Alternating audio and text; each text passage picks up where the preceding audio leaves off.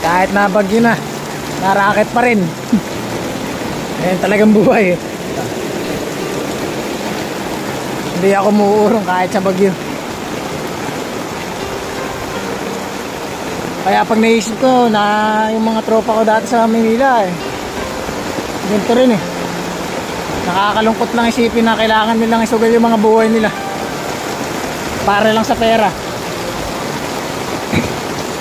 Tapos kung itrato ka pa ng ibang tao, akala mo kung sino ka lang alipin nila.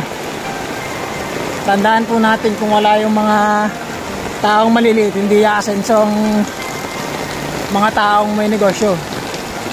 Kasi sino bang empleyado ng mga may negosyo? Eh, yung mga maliliit din na tao. Kaya sana itrato natin sila ng tama at maayos. Wala akong choice eh. Kahit isang tuka tayo sa ngayon. Kaya ito sakripisyo buhay para makasurvive sa buhay. Kamusta na kaya yung ate ko sinasabihan ko lagi magtrabaho ako? Last year nung kino-content ko mga pinagpapopost ko, wala naman silang alam eh. Hindi naman nila tinitingnan eh.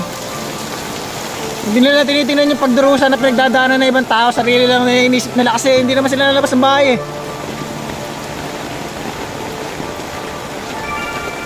Kaya ayun, maging mapangunawa naman tayo sa ibang tao. Nagiging masyado na tayo insensitive na nawawala na tayo sa realidad porket hindi kayo nakakaranas ng gutom at hirap eh. Walang kapakapatid, walang kamag-anak sa mga kamag-anak ko eh. Ganun talaga, pero wala. Tsatsaga ako kahit wala sila. Pero wala nang pakialam sa kanilang mga opinion.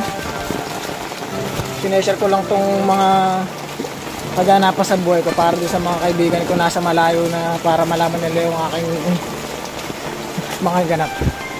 Wala naman nagbago eh, lalo lang umirap yung sitwasyon eh. Pero hindi tayo para magdahilan pa para tumigil.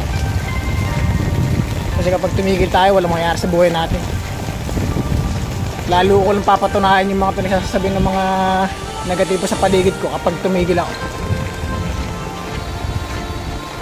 Hindi ko na sila kailangan pang i-impress para lang tanggapin nila ako. Kasi total naman, kahit na naman gawin mo sa mga taong ayos eh, wala kang magagawa. Tatawanan ka lang nila sila. Umasenso ka man at maghirap ka man, wala silang mapapala at magbibigay sa iyong mabuti. Kaya sa mga tropong nagsusumikap sa marangal na paraan, walang inagrabyado, saludo sa inyo. Tayo susuko sa laban ng buhay.